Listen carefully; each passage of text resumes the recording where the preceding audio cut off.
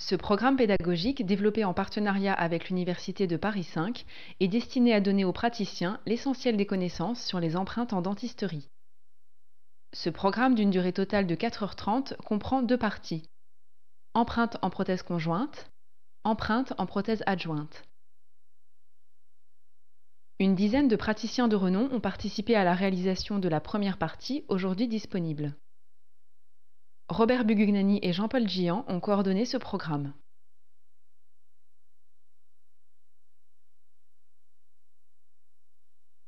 Totalement interactif, il intègre des vidéos et des quiz ponctuant l'apprentissage tout au long du parcours.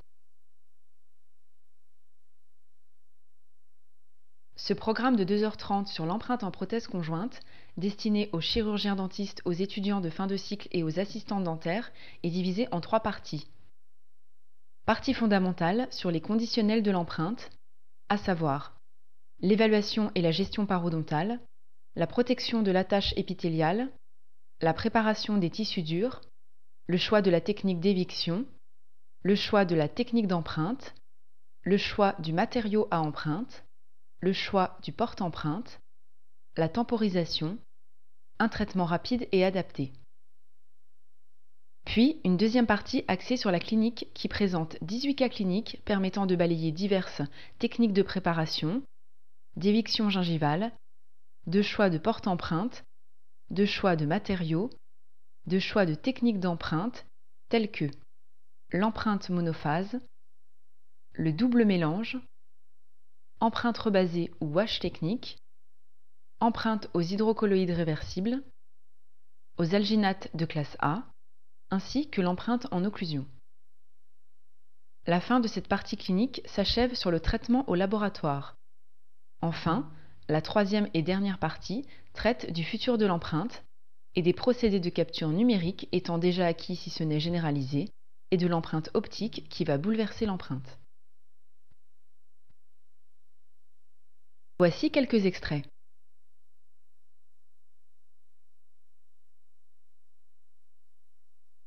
En prothèse conjointe, le but de l'empreinte est de reproduire la morphologie d'une situation clinique donnée sous la forme d'un modèle positif sur lequel l'élément prothétique concerné pourra être réalisé.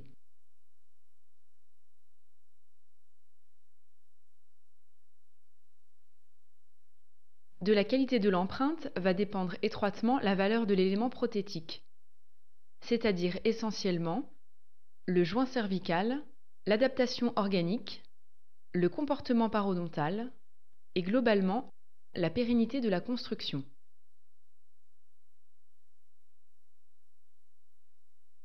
L'empreinte clinique va alors avoir 4 objectifs. Atteindre, enregistrer, conserver et reproduire. Pour le praticien, l'essentiel est représenté par les 3 premiers objectifs.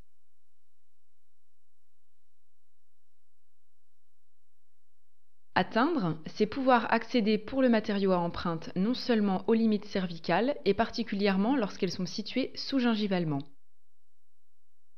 mais aussi à une petite région située au-delà de ces limites pour pouvoir apprécier ce que l'on appelle le profil d'émergence.